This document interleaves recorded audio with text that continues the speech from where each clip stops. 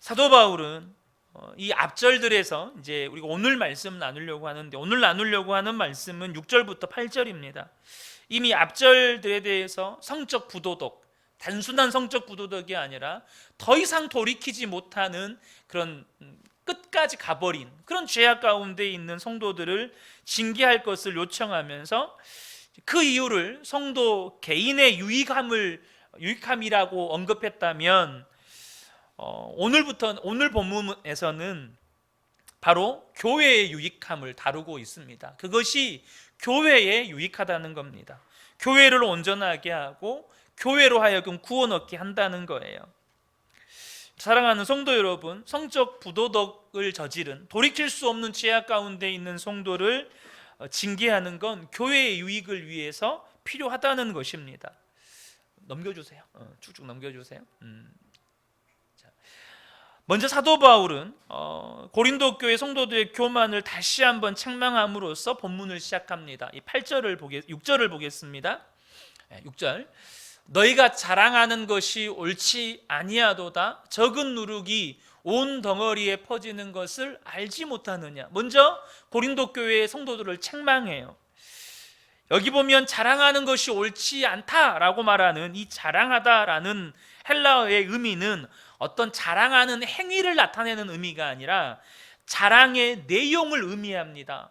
그러니까 자랑하는 것이 옳지 않다. 근데 이 말이 뭔 말이냐면 너희들은 자랑할 만한 것이 아무것도 없다, 이 말이에요. 자랑할 만한 것이 없다라는 거예요. 사도 바울이 이 지금 고린도 교회 성도들에게 너희들이 자랑할 만한 것이 없다라고 말하는 이유는 뭐냐면, 지금 고린도 교회가 분열과 음행으로 가득 찬 교회이기 때문이 아니에요.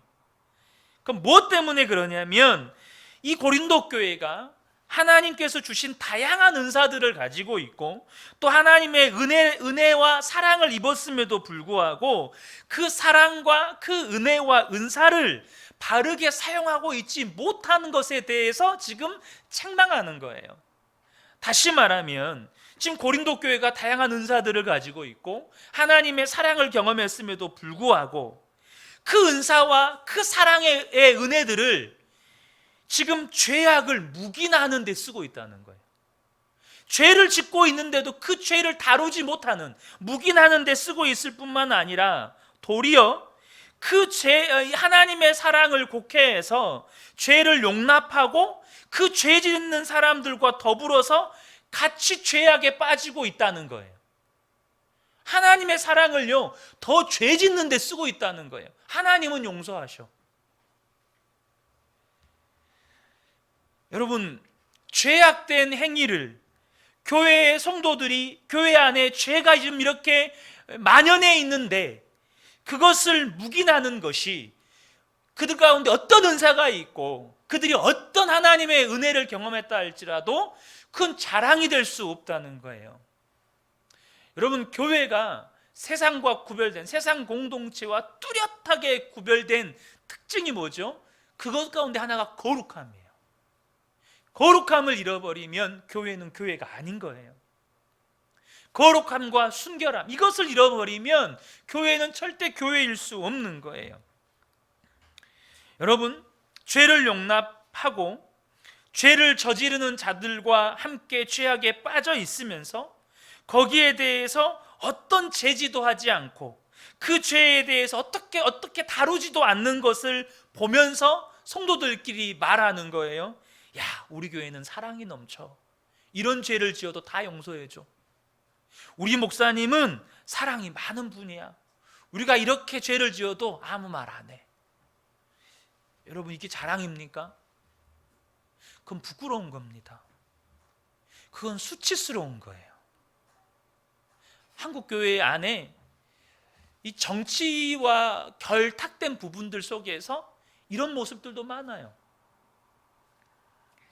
여러분, 일본과 독일의 차이가 뭐죠? 오늘날 일본이 전 세계에서 비웃음을 사고 욕을 얻어먹고, 반대로 독일이 세계적으로 인정받고 칭찬 얻는 이유가 뭐죠? 일본은요, 단 한 번도 자신들이 저지른 만행에 대해서 정부가 혹은 정부 지도자가 피해 국가에 가서 공식적으로 사과한 일이 없어요. 그냥 형식적으로, 관례적으로, 그냥 성명 발표 뭐 이런 식으로, 혹은 뭐 합의서 작성 이런 식으로 그냥 문구에다가 그냥 형식적으로 한 적은 있어도 나라의 지도자가 정말로 깊은 사죄의 마음을 가지고 용서한 적이 없어요. 그러니까 지금 일본의 다음 세대, 미래 세대들은 일본이 과거에 어떤 만행을 저질렀는지 잘 몰라요. 잘 몰라요.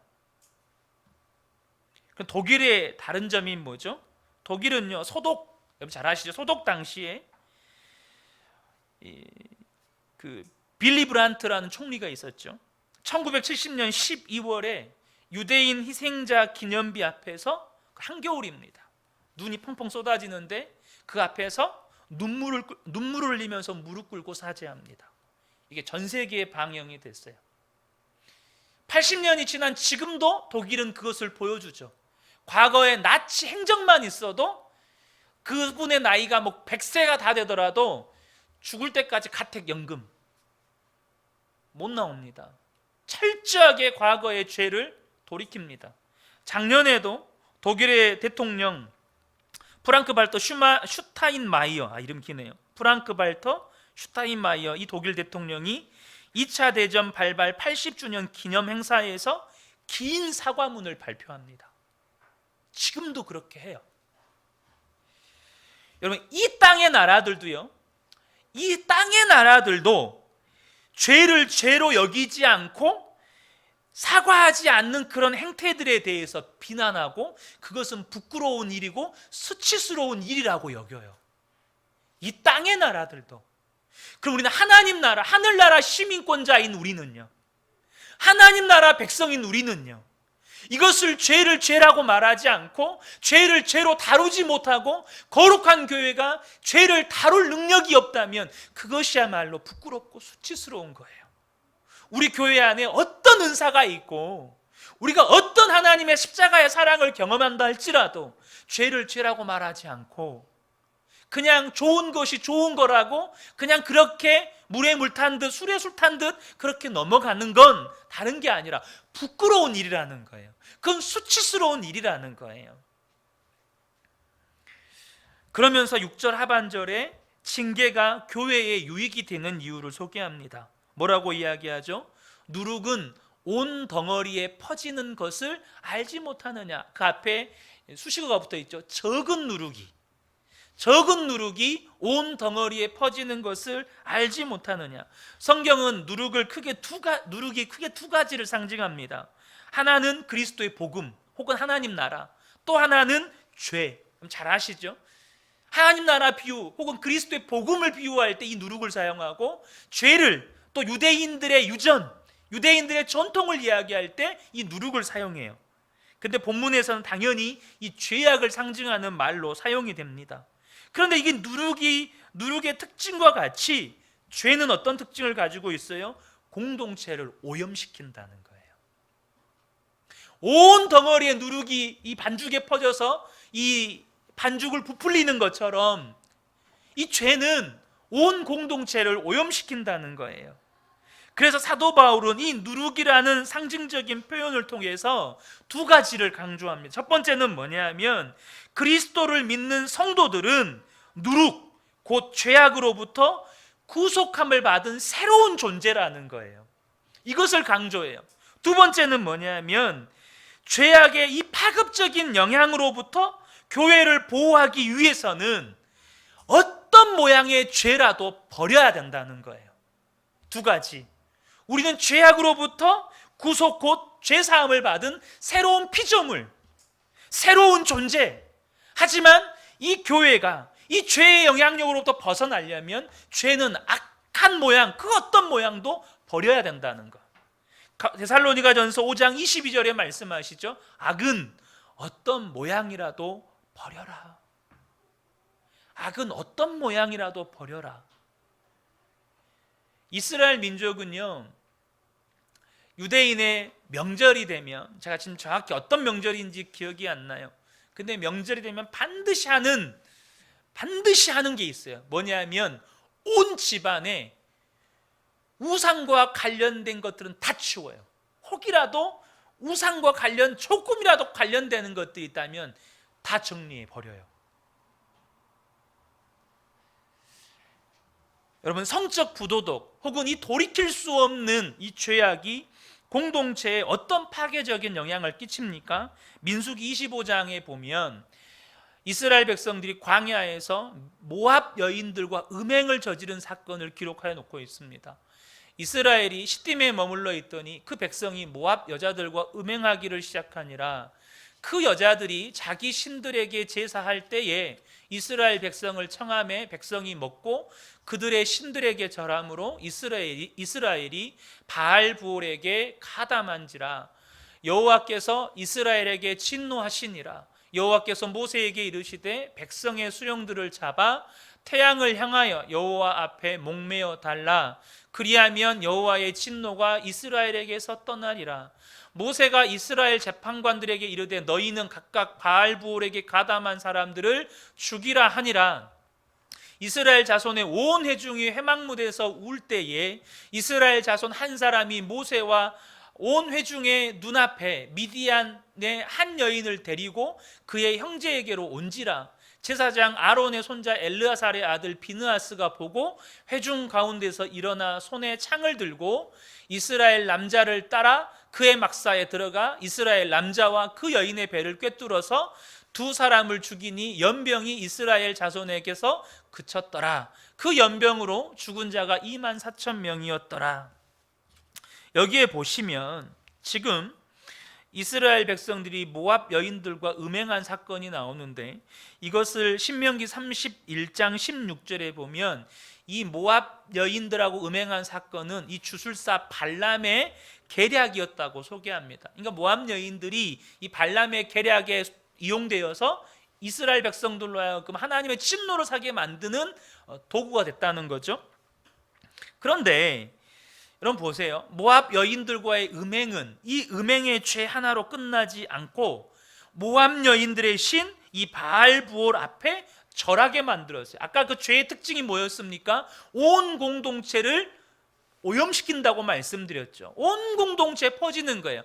음행 하나로 끝나지 않고 우상 앞에 절하게 만들고 결국 하나님의 진노를 사서 그것에 가담한 모든 자들을 죽이라고 말씀하셨어요. 근데 아까도 계속해서 말씀드리는데요, 여기서 말하는 이 성적 부도덕 음행은 돌이킬 수 없는 죄악 가운데 빠져 있는 것을 말해요. 여기 보시면 그때 백성들이 너무 놀랍고 두려운 마음으로 회막 앞에 모여서 하나님 앞에 울며 회개할 때에 어떤 일이 일어납니까? 그때에도 여전히 온 백성이 하나님의 회막 앞에 모여서 울부짖어 회개할 때에도 음행을 저지르는 놈이 있었어요. 그때 음행을 저지르는 놈이 있었어요. 그때 어떻게 합니까? 아론의 손자 엘르아살의 아들 비느하스가 창을 들고 가서 심판합니다. 하나님의 마음으로 심판해요. 그때 하나님께서 진노를 그치시고 그때까지 죽은 사람이 24,000명입니다. 이스라엘 백성들이 광야에서 하나님께 진노를 사서 단 한 번의 사건으로 가장 많은 사람이 죽은 사건이 이 사건입니다. 여러분, 죄를 방치하면 그 죄는 더 큰 죄를 낳고 교회 안에 파괴적인 결과를 가져온다는 것이에요. 비느하스의 징계가 공동체를 향한 하나님의 진노를 거두었듯이 여러분, 징계는 교회 공동체의 거룩함과 순결함을 보존하고 하나님의 진노를 거두게 하는 것이에요. 그러면서 사도 바울은 7절에 누룩으로 비유되는 죄를 하나님의 백성인 교회가 버려야 하는 이유를 설명합니다. 왜 죄를 버려야 하는지. 7절 보겠습니다. 너희는 누룩 없는 자인데 새 덩어리가 되기 위하여 묵은 누룩을 내버리라. 우리의 유월절 양 곧 그리스도께서 희생되셨느니라. 먼저 사도 바울이 우리가 이 누룩을 버려야 하는 이유, 우리가 그 죄의 습성을 버려야 하는 이유가 뭐냐면 우리의 존재가 어떤 존재예요? 누룩 없는 자예요. 사도 바울이 지금 무엇을 이야기하냐면 너희는 누룩 없는 자가 되었다라고 말해요. 여러분, 하나님의 백성인 우리는 이미 죄로부터 해방된 사람들이에요. 그리스도 안에서 거듭나기 전에 타락한 옛 사람을 버리고 새 생명을 소유한 사람들이에요. 그래서 사도 바울은 누룩 없는 자가 되어야 한다고 표현하지 않고 이미 너희는 누룩 없는 자가 되었다라고 표현하는 거예요. 이미 너희는 누룩 없는 자가 되었다는 거예요. 이 표현은 하나님의 백성인 우리가 더 이상 죄의 지배를 받지 않을 뿐만 아니라 그리스도 안에서 새로운 피조물이 되었다는 거예요. 여러분 잘 아시죠? 고린도 후서 5장 17절 말씀입니다. 우리 한 목소리로 읽겠습니다. 그런즉 누구든지 그리스도 안에 있으면 새로운 피조물이라 이전 것은 지나갔으니 보라 새 것이 되었도다. 지금 사도 바울은 이 묵은 누룩을 내버리라고 하는 이 명령을 통해서 새로운 피조물인 우리, 거듭나서 누룩 없는 우리가 적극적으로 하나님의 명령에 순종해야 하는 신분을 가졌다는 것을 지금 강조하고 있는 거예요. 너희의 신분 자체가 이미 누룩 없는 자이기 때문에 너희는 옛사람의 습성인 누룩을 버리라는 이 하나님의 명령에 적극적으로 순종하면서 살아라, 이걸 말씀하고 계시는 거예요. 만일 고린도 교회 성도들이요 거듭나지 못한 자들이었다면 사도 바울은 그들을 향해서 묵은 누룩을 내버려라 라고 말하지 않았을 거예요. 그러나 우리는 새로운 피조물이 되었기 때문에 다시 우리가 지금 누룩 없는 상태가 되었기 때문에 옛사람의 신분으로 돌아갈 수 없는 거예요. 우리 이미 새로운 피조물이라니까요. 옛사람의 신분으로 돌아갈 수 없어요. 그래서 우리는 적극적으로 옛사람의 습성인 묵은 누룩을 버리면서 살라는 거예요. 여러분 예를 들어 보세요. 예를 들어 설명을 드릴게요. 여러분 군인의 역할이 뭡니까?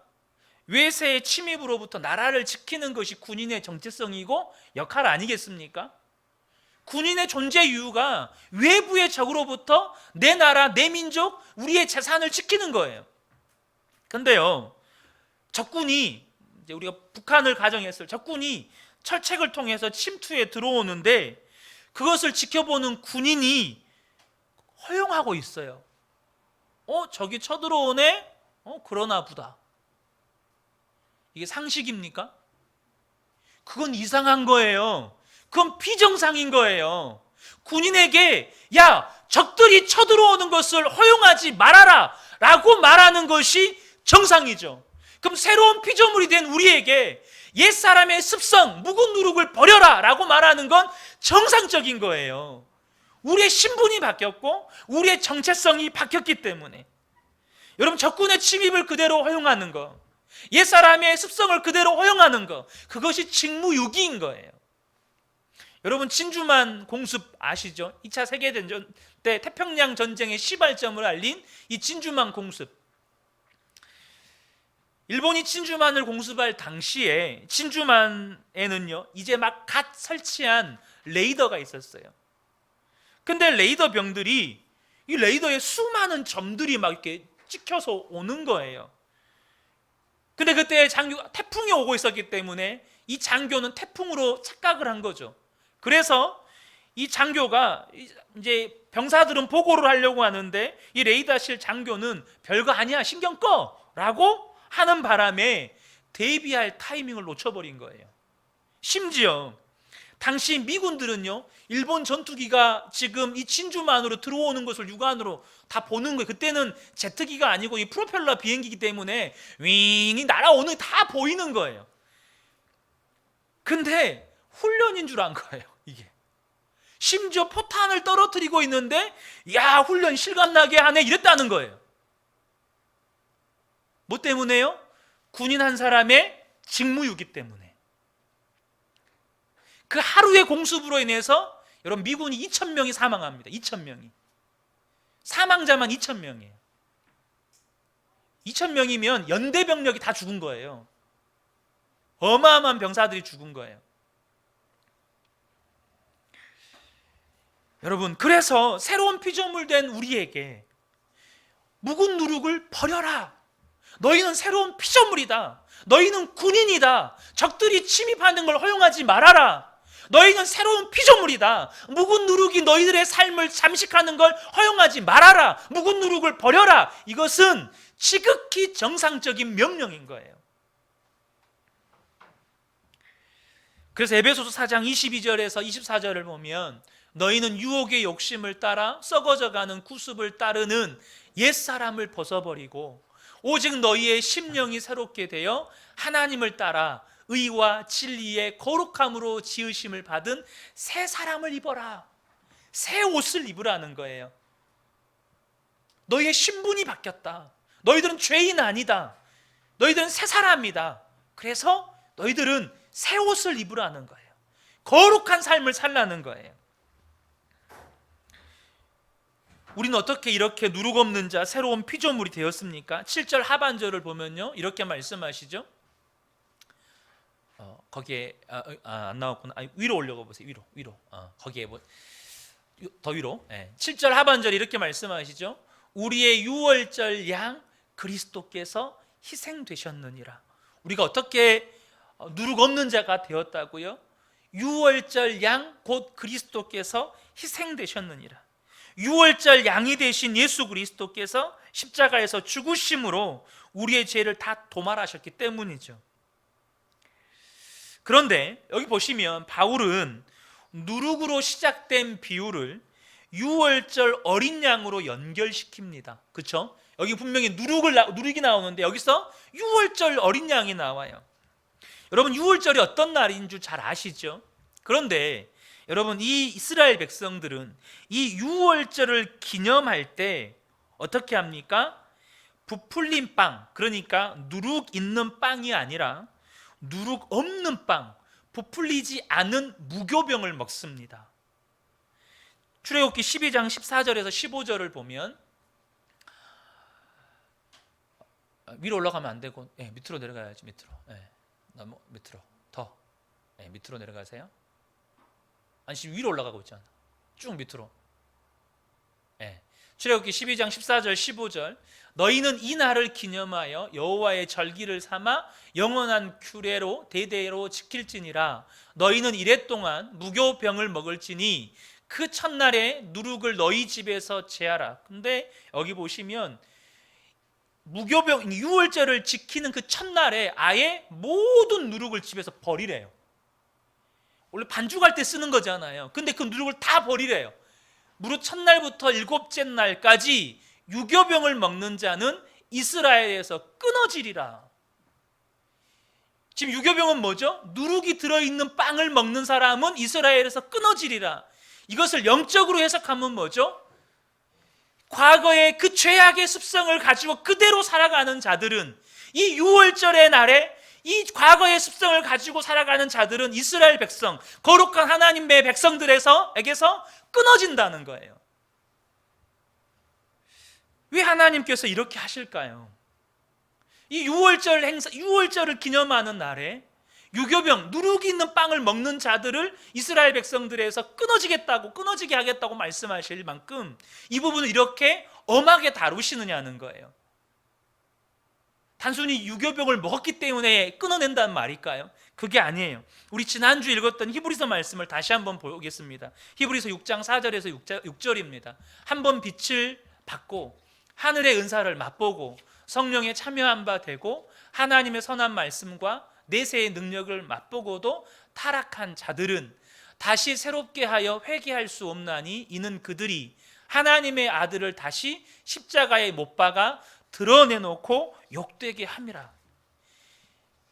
하나님의 이 구원의 은혜를 맛보고도 다시 돌이킬 수 없는 죄악의 습성대로 살아가는 자들에게 하나님께서 이것이 뭘 의미하냐면 하나님의 아들을 다시 십자가에 못 박아 드러내놓고 욕되게 하는 하나님의 십자가와 예수 그리스도의 십자가와 예수 그리스도의 대속의 은혜를 모독하는 일이라고 말씀하시는 거예요. 그러면서 사도 바울이 이제 결론적으로 말을 합니다. 8절입니다. 이러므로 우리가 명절을 지키되 묵은 누룩으로도 말고 악하고 악의에 찬 누룩으로도 말고 누룩이 없이 오직 순전함과 진실함의 떡으로 하자. 우리가 유월절 예수 그리스도의 대속의 은혜로 누룩 없는 자, 새로운 피조물 된 자, 하나님의 백성이 되었는데, 여기서 보면 그러므로 우리가 명절을 지키자는 거예요. 유월절 어린 양 십자가 대속의 은혜로 우리가 누룩 없는 자, 새로운 피조물이 되었으니까 우리가 명절을 지키자는 거예요. 이 명절은 칼빈 선생님이 이 구절을 어떻게 해석하냐면 영적인 유월절을 지키자라고 해석을 하세요. 여러분, 당시 그리스도인들은요, 이 유월절, 새로운 유월절의 개념을 명확하게 알고 있었어요. 구약의 유월절의 의미와 영적인 의미가 동일하게 예수 그리스도의 십자가의 대속이 이 구약의 유월절의 의미라고 하는 것을 명확하게 알고 있었어요. 또한 그들이 예수님이 잡히시기 전날 밤에 행했던 이 성만찬이 떡을 떼고 포도주를 마시는 것이 무엇을 의미하는지를 명확하게 알았어요. 그래서 그들은 적어도 예수를 믿는 건, 그들에게 있어서 적어도 예수를 믿는 건 철저한 새로운 피조물, 옛사람의 습성, 이거 묵어버린 이 누룩을 철저하게 버리고 새로운 피조물로서 살아간다는 것을 그들은 철저하게 인식했어요. 따라서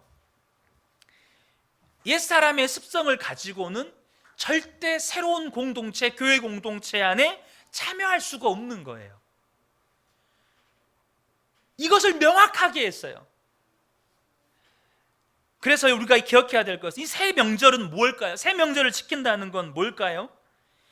새 명절을 지키고자 하는 저와 여러분에게 정말 필요한 것은 순전함과 진실함을 가지고 살아가는 그리스도인의 삶이에요. 보세요. 순전함과 진실함의 떡. 과거 유월절에는 무교병, 그죠? 무교병을 먹었던 것처럼 여기에는 오직 순전함과 진실함의 떡, 이것이 무교병이에요. 바로 순전함과 진실함을 가지고 살아가는 우리의 삶이 우리에게는 무교병인 거예요. 그래서 로마서 12장 1절에 뭐라고 말씀하시죠? 그러므로 형제들아, 내가 하나님의 모든 자비하심으로 너희를 권하노니 너희 몸을, 너희 삶을 하나님이 기뻐하시는 거룩한 산 제물로 드리라. 이는 너희가 드릴 영적 예배니라. 너희의 삶을 순전함과 진실함으로 살아갈 때 그것이 무교병을 먹는 것이고 그것이 하나님이 받으시는 예배가 되는 것이다 라고 말씀하시는 거예요. 사랑하는 성도 여러분, 그러므로 사도 바울은 우리에게 끊임없이 묵은 누룩, 또 악하고 악의에 찬 누룩, 이것을 버리라고, 옛사람의 죄악된 습성을 버리라고 우리에게 말씀하는 것입니다. 베드로전서 4장 3절 말씀 보겠습니다. 너희가 음란과 정욕과 술 취함과 방탕과 향락과 무법한 우상 숭배를 하여 이방인의 뜻을 따라 행한 것은 지나간 때로 족하도다. 예수 믿기 전에 했던 그것으로 족하도다. 말씀을 정리하겠습니다. 다시 한번 거듭 강조드립니다.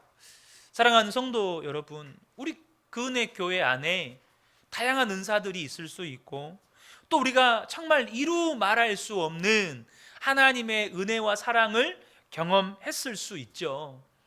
근데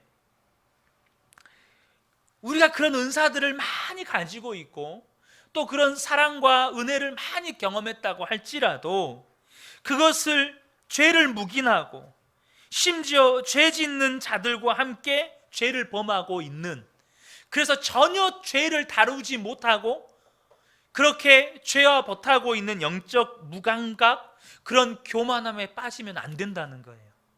그건 무섭고 두려운 일입니다. 우리가 결코 죄 짓는 것에 둔감해지시면 안 돼요. 죄는 무섭습니다. 여러분 그거 아시죠? 이 죄의 무서움은 뭐냐면 우리를 더 큰 죄로 이끈다는 거. 우리 아이들이요, 대학교 올라가면 뭐 술 한잔 하면 어때? 근데 한 잔이 두 잔이 되고 두 잔이 석 잔이 되고 석 잔이 말술이 되는 거예요. 술이 허용됐어요. 근데 술이 허용되면 술로 끝나는 게 아니죠.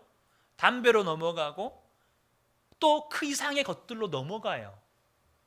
제가 일반 대학교를 나왔기 때문에 너무 많이 흔하게 보는 장면들이죠. 감사한 건 저희 과 선배 중에 3학년 때까지 방탕한 생활을 하다가 고등학교 때까지 신실하게 교회 다녔대요. 근데 3학년 때까지 방탕한 생활을 하다가 어느 날 정신을 차려가지고 돌아온 선배도 있어요. 어느 날. 어쨌든 저는 우리 그 은혜 교회가 죄를 죄라고 말할 수 있는 교회가 되어야 한다고 믿습니다. 죄라고 말할 때 우리의 삶을 돌이켜서 하나님 앞에 무릎을 꿇는 교회가 되어야 돼요. 여러분, 제가 가지고 있는 우리 그 은혜 교회를 향한 꿈은 거창한 거 아니에요. 정말 우리 교회가 수만 명 모이는 대형 교회 되는 거 아닙니다. 하지만 하나님 앞에서만큼은 부끄러움이 없는 교회가 됐으면 좋겠어요. 주님이 죄라고 말할 때 주님 맞습니다. 죄입니다. 우리가 그것에 대해서 하나님 앞에 무릎 꿇고 회개하고 돌이킬 수 있는 거룩하고 순결한 교회.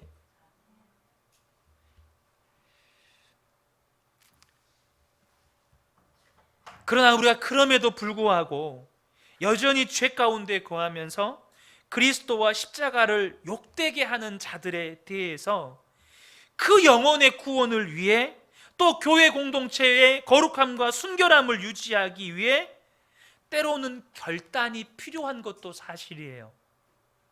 저는요, 제가 목회하는 동안에 절대 이런 일이 없었으면 좋겠습니다. 제가 목회하는 동안에 이런 일이 절대 없었으면 좋겠어요.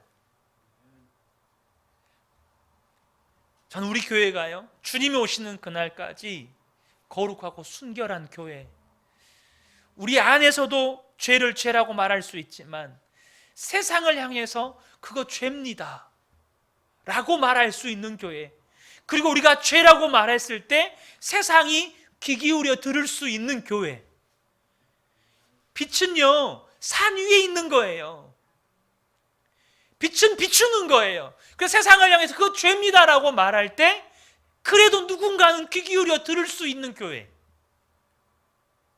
근데 우리 죄도 다루지 못하고 우리 죄도 하나님 앞에서 다룸받지 못해서 우리가 세상을 향해서 그거 죄입니다라고 말할 때 너희들이나 똑바로 해 라고 말하는 건 부끄럽고 수치스러운 거예요.